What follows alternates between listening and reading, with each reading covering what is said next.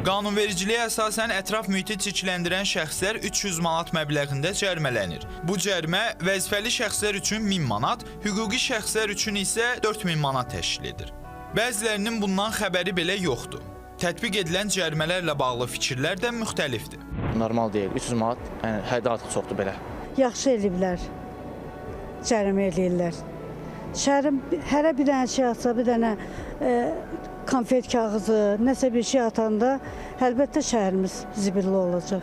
Mən fikirləşirəm ki, bizim cəmiyyətimiz üçün 300 manat da yəni az vəsait deyirlər, yəni biraz qiymətini aşağı endirməyi daha yaxşı olur. Məncə ətrafı çirklətməməlidirlər. Yəni zibil qabları nəyə görə qoyulub? Yəni zibilləri ora atmaq üçün məncə düzgündür. 300 manat indiki vaxtı çox puldur da. 300 manat çox puldur. Amma yerə zibili tökmək var. Burada otururlar bağdır.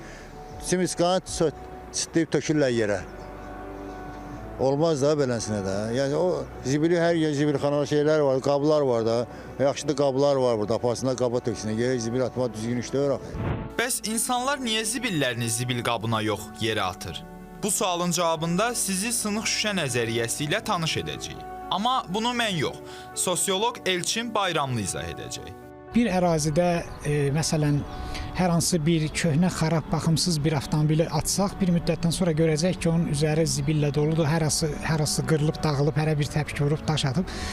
Bu eyni zamanda zibil məsələsinə də aiddir, tullantı məsələsinə. Əgər insanlar görəndə ki, səliqəli, təmiz bir ərazidir, orada heç yerdə zibil yoxdur, adətən ora atmırlar.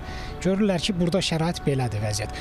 Amma hardasa görəndə artıq bir neçə zibil var, tullantı var, paket var, atılıbdır. Bu digərlərini də şərait yaradır ki, onsuz da hamı atır, mən də atım. Bu psixoloji bir sindromdur. Bəs bu problemi aradan qaldırmaq üçün nə etmək lazımdır? Dünya təcrübəsində 3 əsas praktika var da. Birini dedik, maarifləndirmə bu bizdə keçmir. İkinci, üçüncü praktikalar belədir.